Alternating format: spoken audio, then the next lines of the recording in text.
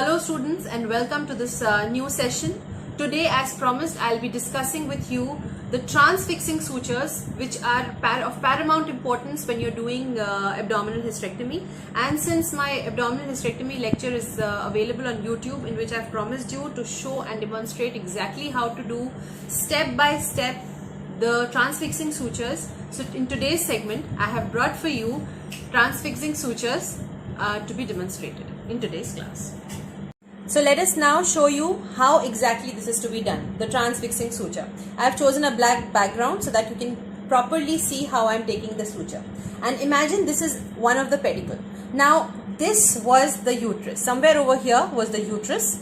I have cut the pedicle, okay. It is still attached to the structures and I am now going to take a bite in this. I am going to transfix this pedicle, okay. Now see, the clamp is somewhat holding the tissue. Let me just hold the tissue from exactly the depth, okay, something like this, okay. Now you're holding this tissue properly. How do you now take a transfixing suture? See, one way is that you go below this and you take it. I usually do another technique. I usually go over here, which is somewhere in the middle, or let's say 3/4 of the stump. But then can you see this dead tissue over here, which I've not taken in my bite? What do I do then in that case? It secures it further, and it's, you know, it's a very good suture, good bite, so that I'm convinced about so I tie one knot here. I am very confident about my pedicle in that case. So one knot I have tied over here, and now I'll take the actual transfixing suture. See, what I do now is I take a throw from the left side. I'm a right-handed surgeon, so I take a throw from the left side. This is how I go.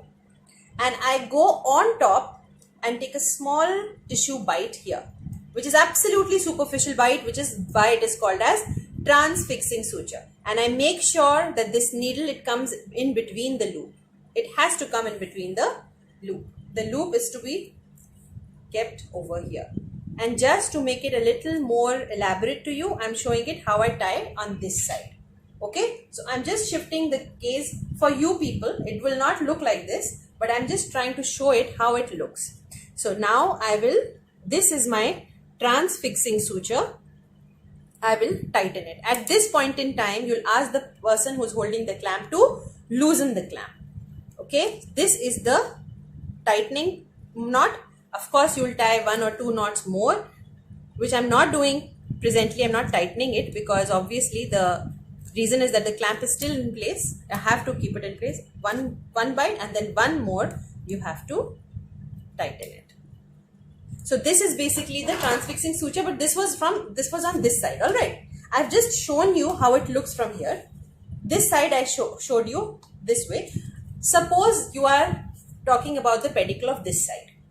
Suppose I'm talking about the pedicle of this side. Again, even for this side, my throw, say I'm a right-handed surgeon and always take a bite like this, right? So my throw, once I've taken the bite in the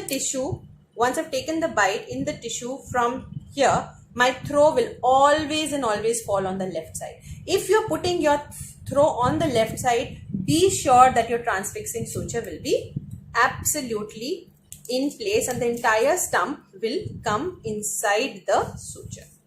So that was all about transfixing sutures. If you want more regarding this, if you've got any kind of doubts, if you want me to make one more class regarding transfixing sutures, please you can tell me. I'll be more than happy to solve your doubts. Thank you so much.